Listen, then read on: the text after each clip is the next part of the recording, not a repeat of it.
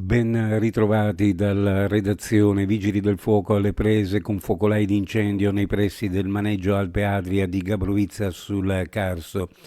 A causa della bora che stava soffiando sul territorio triestino è stato segnalato l'incendio di Starpaglie, per spegnere il quale sono state impegnate 2 squadre del Comando Vigili del Fuoco di Trieste.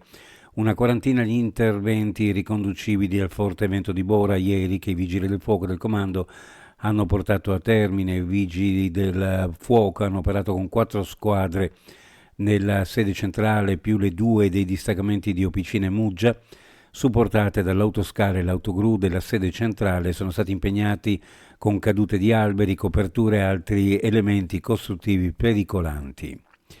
Fugge dopo un tentativo di furto in casa e mentre scappa scivola da una grondaia precipitando per terra nella corte interna.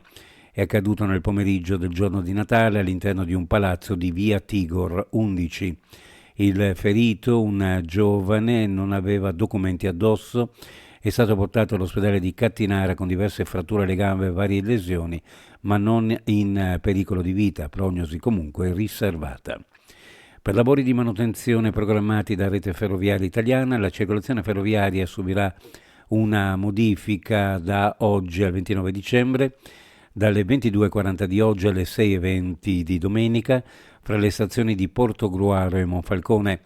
Disagi anche fra le stazioni di Mestre e Monfalcone nei weekend 10, 12, 17, 19 gennaio, 7, 9, 14, 16 febbraio, 7, 9, 14, 16 marzo. Lo comunica con una nota Trenitalia. Si è spenta Bruna Rota, 94enne femminista ante litteram, cofondatrice del centro antiviolenza Goap, ma anche stilista, avventuriera, viaggiatrice e creativa. Nel 1968 è stata tra le fondatrici del movimento per la liberazione delle donne, che aveva sede in un appartamento occupato in via Imbriani a Trieste. Una vocazione la sua che inizia durante la Seconda Guerra Mondiale, dove con gli amici tenta di liberare i prigionieri nei treni diretti in Germania.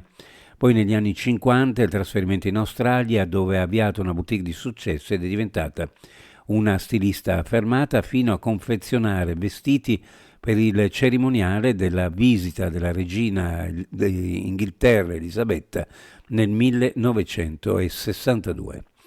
Uno sguardo alle previsioni meteorologiche. Oggi cielo in prevalenza sereno, bora moderata sul Carso a Trieste con possibili raffiche sostenute specie al mattino, presenti inversioni termiche con zero termico a 2800 metri circa, temperature minime in pianura fra meno 3 e 0 gradi, massime fra 11 e 14, sulla costa minime fra 4 e 8, le massime fra 11 e 13 gradi centigradi.